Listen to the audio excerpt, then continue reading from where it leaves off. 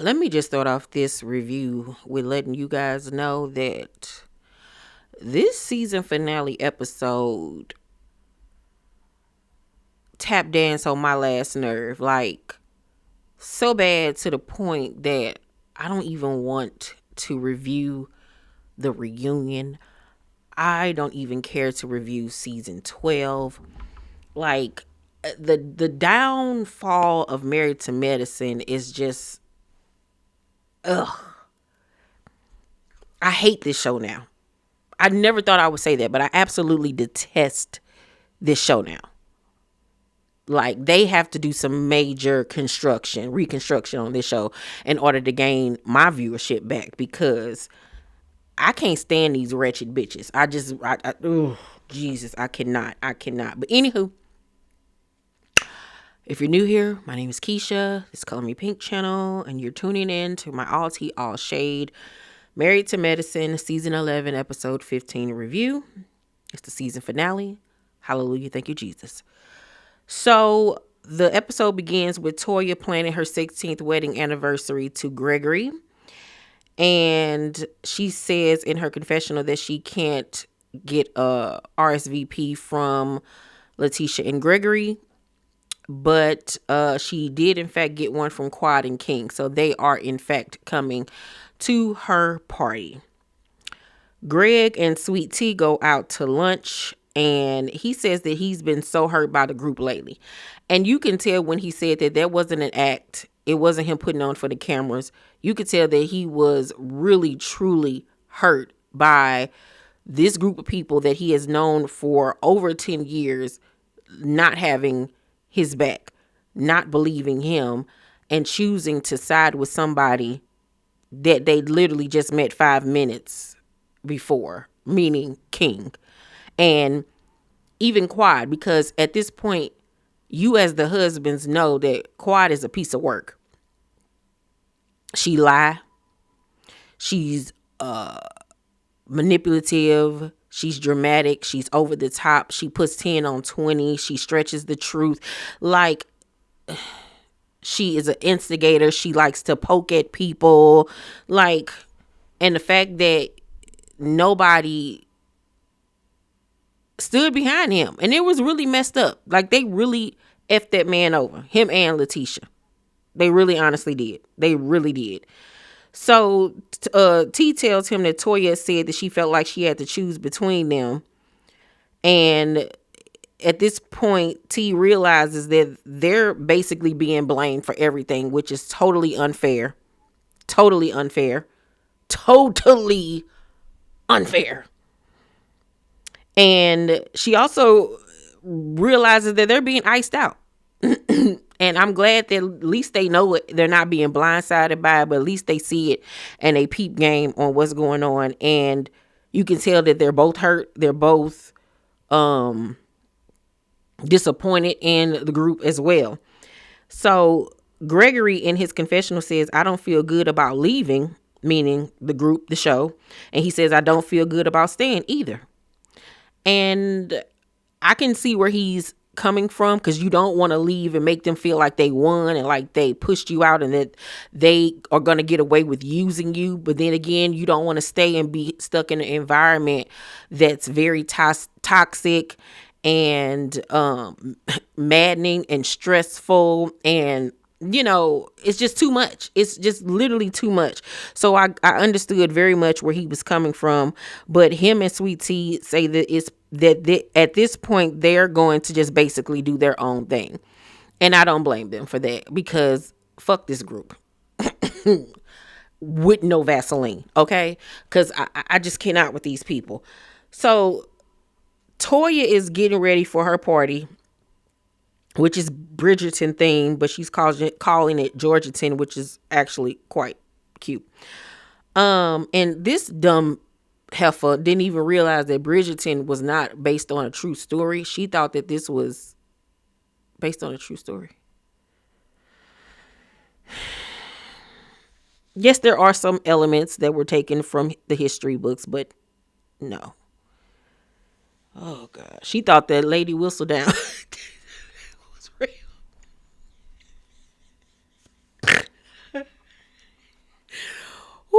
Ooh, Lord, get these people off my screen.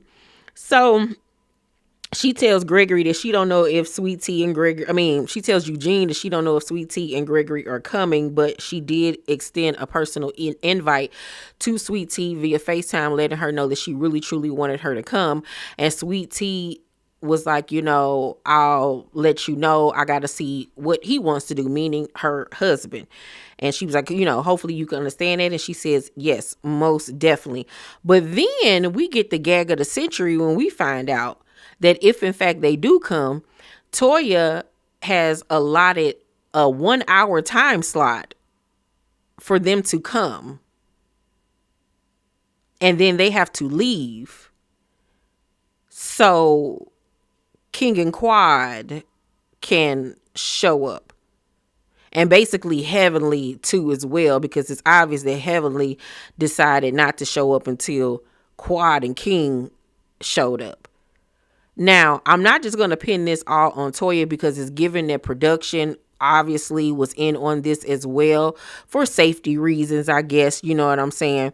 But we get to only come for an hour, but Quad and King get to come and basically stay however long they want to. But we being ushered out the back door like we the help. You wouldn't have seen me.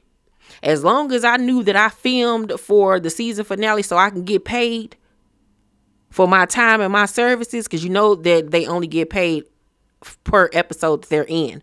So they'd filmed enough to get they paycheck. But as far as coming to that, you wouldn't have seen me, because ain't no way I'm about to get dressed up, buy an outfit, get hair and makeup done, get my nails done, all of this stuff to come to an event for an hour and then turn back right around and then gotta leave. Oh no. Y'all not gonna treat me like I'm secondhand help. No. The way that they are doing T and Greg is just vile. It's so vile. It's foul. And they gonna get theirs. Because you don't do people like that. You really do not do people like that. And I am so disappointed in these ladies. I'm ashamed of these ladies, considering that these are middle-aged, older women. You would think that they would act better, have more decorum, have more moral high standards than what they have shown. Like, nah, I can't rock with that at all. Nope. So we then go to Quad and King house, and Quad tells King how she heard that Greg filed charges. And this nigga gonna have the nerve to say, so you start a fight, then go to police. He didn't start no fight with you, you long blockhead ass nigga. You started with him. Like, I don't know how this narrative is being thrown around that Gregory was the instigator of this fight.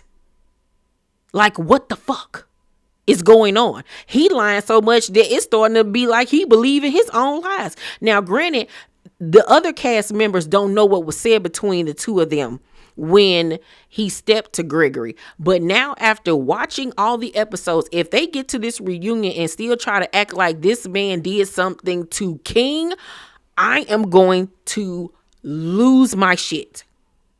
Because as of right now, they're all going based off of what Quad and King said happened, and nobody's listening to Gregory with the fact that this man threatened him. This man came to him trying to press him and son him and talk to him crazy.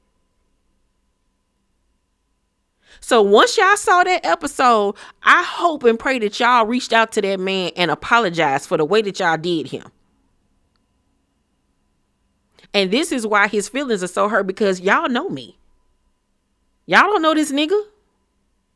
At least give me the benefit of the doubt to see that I'm telling the truth.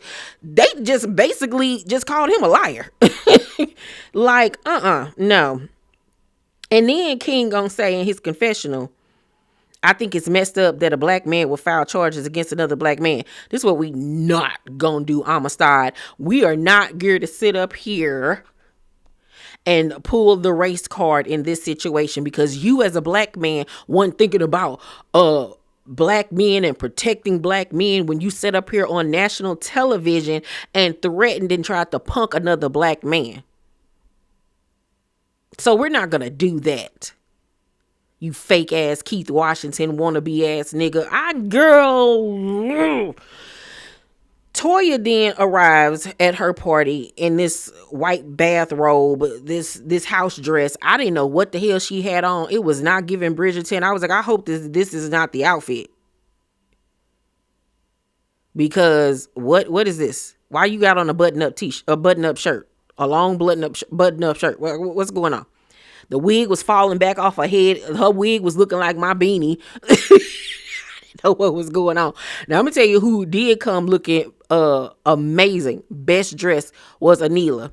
Anila's dress was everything. She shut it down. She was the best dress of the night. Toya should have had that on, okay? How you let your guests outshine you? Simone coming there just like she going to a quinceañera, like she going to homecoming. I don't know who dress she had on, child. What teenage niece of hers she stole that from. Then the Lunsfords surprisingly arrived. They decide to come anyway. Once again, they better than me because you wouldn't have saw my face up in that dang on party. So then the party's going on and this lady gets to handing out Lady Truella's newspaper. And in the article, it blasts Dr. Heavenly's marriage and how she always talking about other people's marriages, but never talk about her own, about Curtis' hand being on Heavenly's waist when they were in Ghana. Remember, I did a whole video on that last year, you guys. I swear to God, one of them watched my video. Because I was the only one that did a video on that and how inappropriate it was for him to have his hand wrapped around Heavenly waist. What the fuck is going on here? Excuse you? Curtis big ass ain't learned nothing. Keep your hands off of women. You cheater, pumpkin eater. So it also talked about Quad and, you know, her situation or whatever. This is where I was confused though. Who wrote it? Toya had to have written it, correct? That was Toya's thing. Or was it Sweet Tea that did this? Because if it was Sweet Tea, it would give me, if I was Toya, I feel some type of way that you came to my party passing around pamphlets to everybody being funny. Or did she do it? I was so confused. But didn't Jackie ask T, did you do this? And she said, yeah. Whose newspaper article was it? Somebody let me know down below in the comment section because I was confused about that part. Although it was tea and I loved it. So then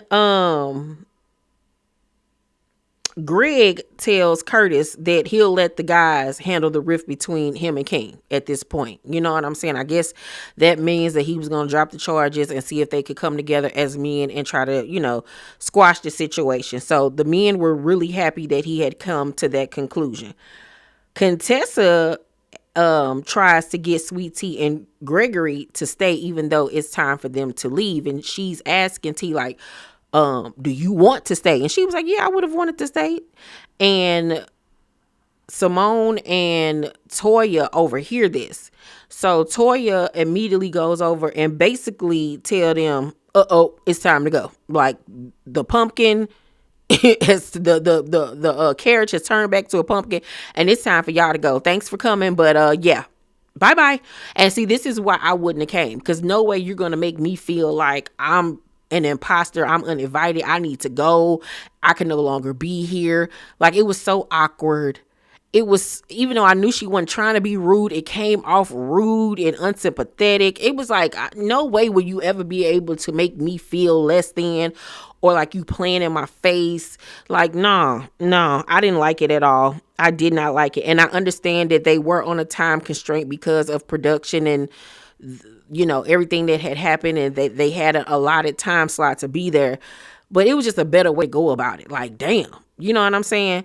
But Sweet Tea and Gregory, they left and went on about their merry way. Heavenly came looking a mess, looking like the AliExpress version of Queen Charlotte, child, whatever. And then Quad and that nigga arrived, and they looking like two purple pumpkin eaters.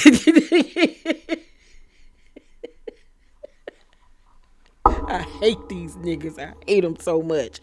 So, oh no, one last thing though. Before they even got there, and before Sweet Tea and Gregory left, Toya had the nerve to say to them, y'all created this mess. Y'all, that's when I had it. Now, I don't know if she meant just y'all, Sweet Tea, and Gregory, or she meant the four of them. Because, what? She better meant the four of them. Because no way she meant the two of them. No way, Jose.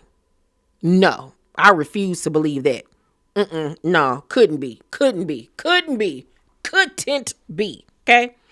So, then, like I said, when Quad and King arrive, we see Simone say to King, you know, that he's only been a gentleman around them, like basically praising him. And I'm looking at her like, get off this nigga nutsack. Like,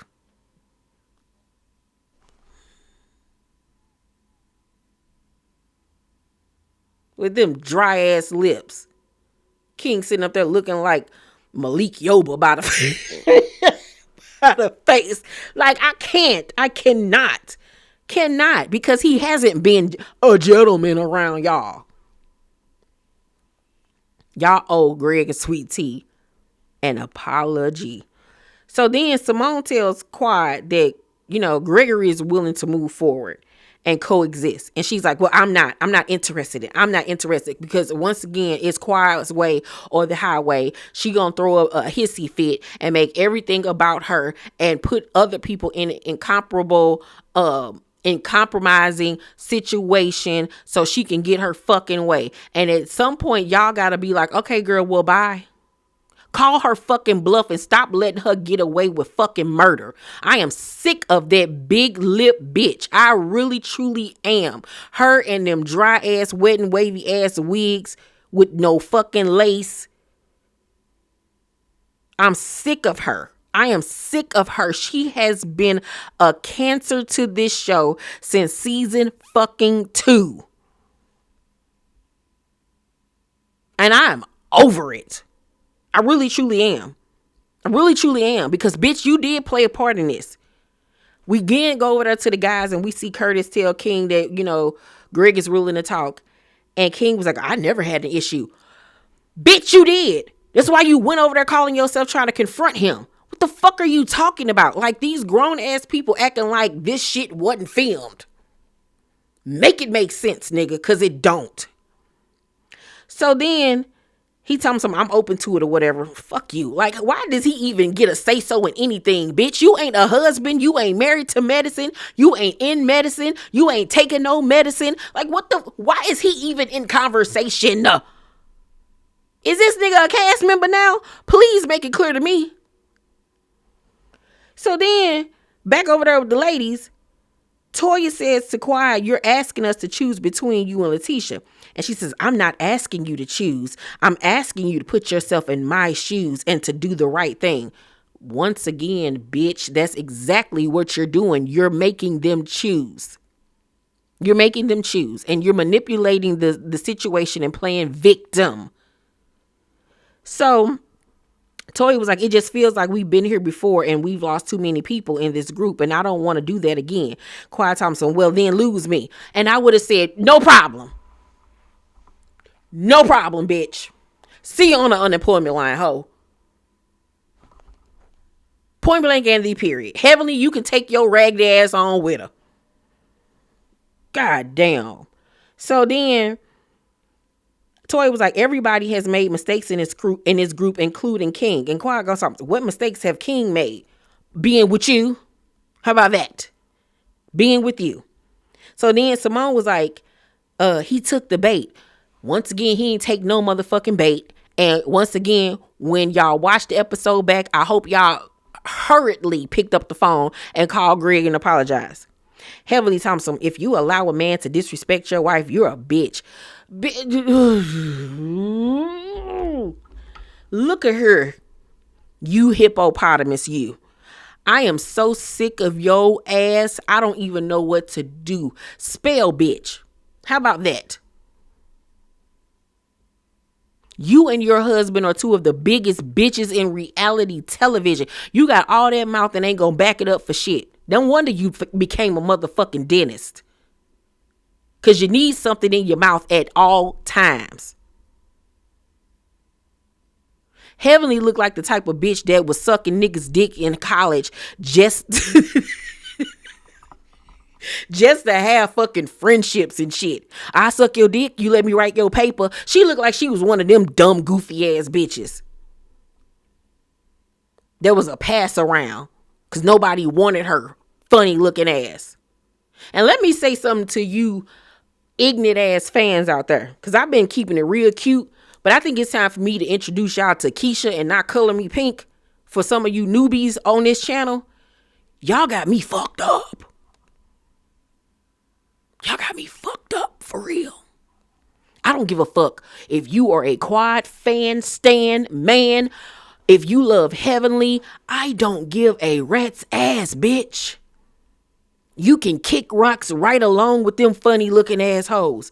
I don't give a fuck. You come to my channel to get my thoughts and my opinions on a fucking reality show, ho.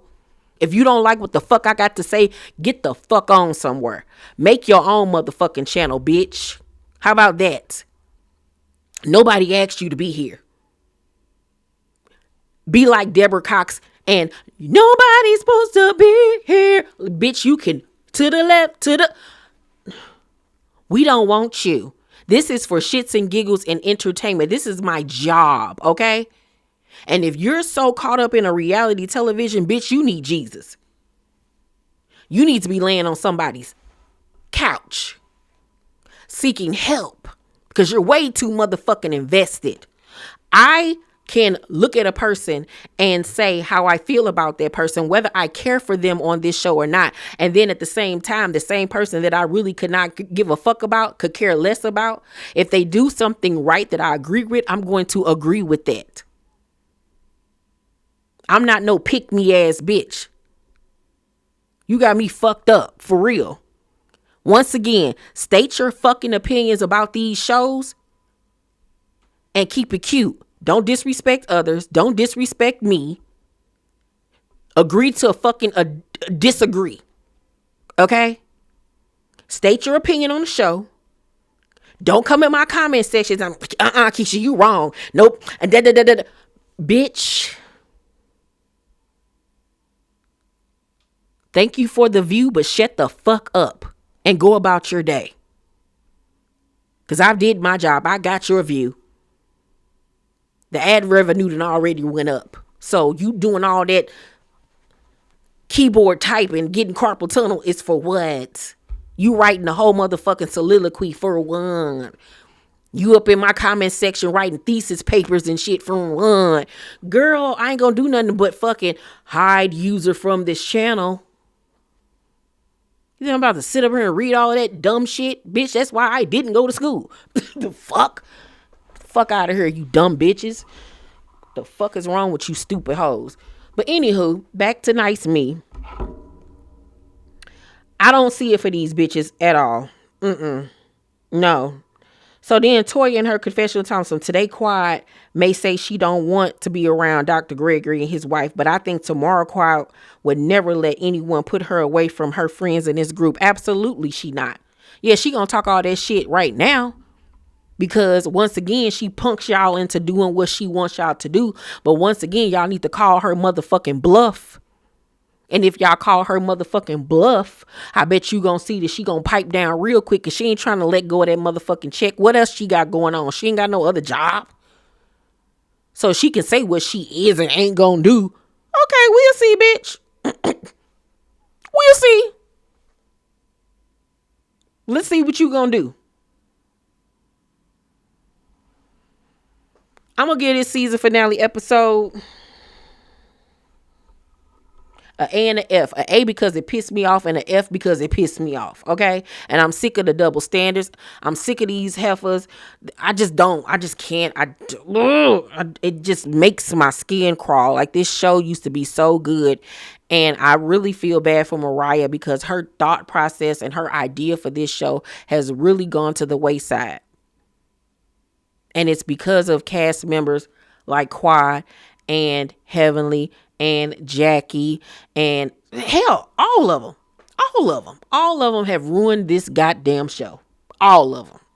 All of them. I ain't gonna even just blame it on Quad and Heavenly. All of them have played a part in the downfall of Married to Medicine. Y'all let me know what y'all thought about the episode down below in the comment section. Make sure to thumbs up this video, subscribe to my channel, and turn on your post notifications so you know my videos drop. Bye, y'all.